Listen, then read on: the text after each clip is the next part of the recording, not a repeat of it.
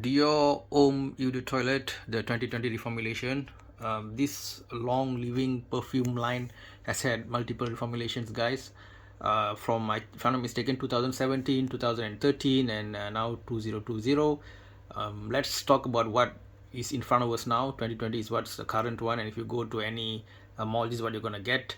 The main way to distinguish it is if you see this Dior Homme, the logo, not say logo, the writing, the name, brand name is at the top of the perfume bottle, whereas the older ones had the name at the bottom.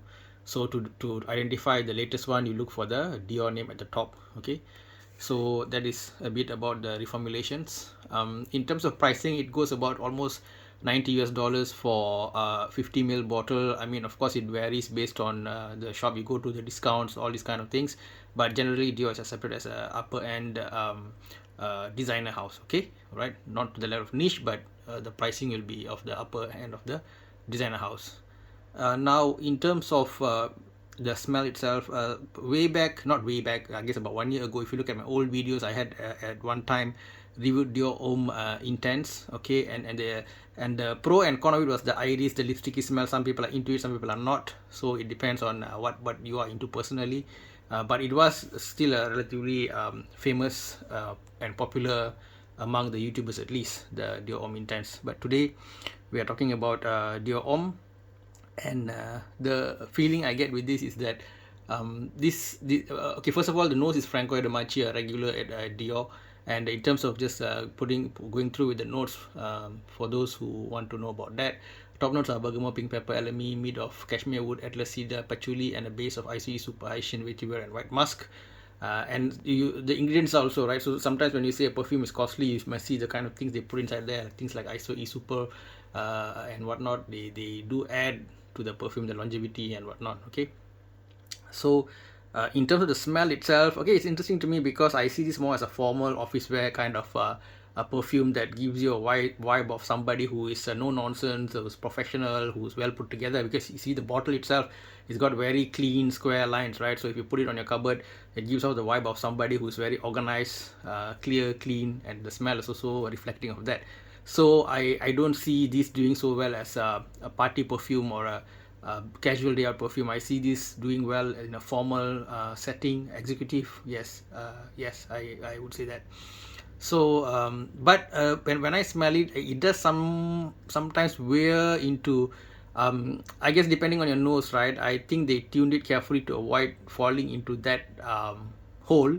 And what hole I am talking about, the hole is if you know Kouros by YSL, the 1980s legend, the white Greek style bottle that had what to say, so-called reputation as a urinal or that kind of a pungency. Well, they did put some how to say, maybe harsh kind of notes there. You had more traditional ancient notes that are not available nowadays due to regulations. For example, they had oak moss, they had this civet animal, right? Whatever part of it that they use, and then they had the bergamot as well, so the lemon aspect as well, so citrus aspect, right? So when you get citrus plus this kind of musky things, maybe vetiver and all, they do sort of go there, right? They can go into that urinal kind of direction. So that is not going to be pleasant, people, right? I wouldn't say this goes very much to that. I think they tuned it in that way. As I mentioned, it is still strongly woody. I thought it's reasonable. It's if somebody were to just give it to me, I would say, okay, it's nice. Somebody, smells pleasant, well put together, right? Full stop. It's not like emotionally endearing. I mean, like, for example, the La Nuit de l'Homme by YSL, the date night out, we felt very, very attracted to it and all that back in the day. But this, I don't think they meant for it to give out that aura either way, because it's supposed to be a more formal tool, right, for the professional and so on. So if you want to see the box, well, this is the box. Okay, then whatever 50 ml, all the whatever writing on it. Okay, so some perfumes you need a bit of time, because even if you think initially it's not projecting so well and whatnot, but it might linger for quite a while. For example, this one of my favorites, Boise, you know, Givenchy Gentleman Boise. I really liked it, but I was sort of disappointed because I felt it was not really projecting and whatnot.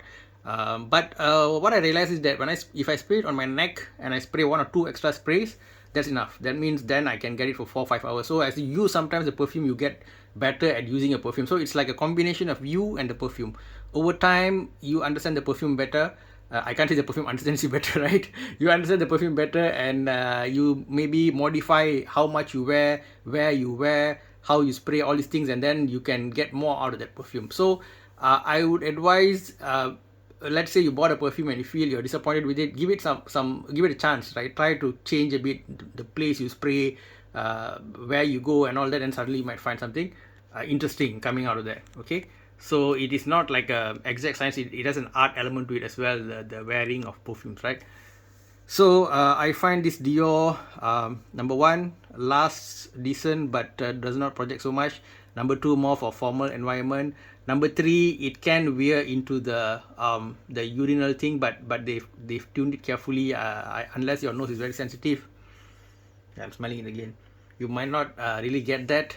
And this is what I call a safe perfume. You know, this is a safe perfume. So I say it's office. If you look at this Joe behind, I love this. This one is just, I don't know, man. This is Fahrenheit Dior, man. That's you know, that's great perfume. But it's just that it might not be so suitable for a formal environment because it can be opinion dividing. Okay, it's got the whole gasoline thing going on and all that. Would be great for, you know, more casual settings, and you'll have people coming to you and say, hey, you smell good, you know, although it might be more of a man, and that might or might not be what you want. So that is that for Dior's Fahrenheit. They're hiding behind there.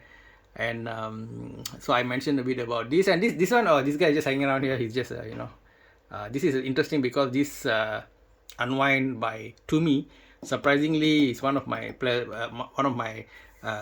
heavier users nowadays. I really like it. It's got a nice twist of not excessive sweetness, but just some amount of sweetness with some amount of formality, and I find myself rocking that quite a bit.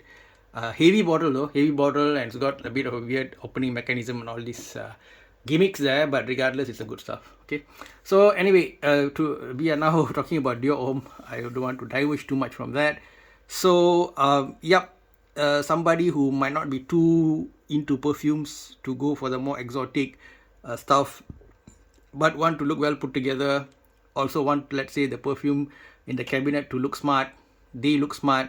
Okay, this would do well, but be cautious about overspraying this, I would say, because I'm concerned a bit about that skankiness that can creep in. Okay, although it's quite at the, how to say, at the very, I don't think most people would even notice it, you know, guys. Most people just say it's nice. I don't, because I've been smelling perfume for quite a while, and sometimes I can catch things that some might not. I'm first of all, I'm not saying I'm some kind of a perfume guru, or I'm not to that level.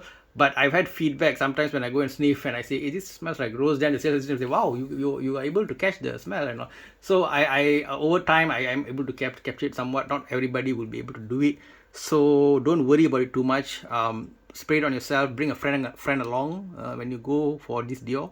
And if everybody feels it's great, then get it by all means. And as you know, Dior Homme is not only this, you also have Dior Homme Intense and Parfum and so on. So you can choose whichever rocks your boat. But this is a great formal perfume, the way I see it. Okay, guys. Oh, you want marks? What can I give this? I guess I'll give it a 3 out of 5. Yeah, there's better stuff out there. Okay, guys. Much love. Give your comments. Take care. Bye bye from scenthound.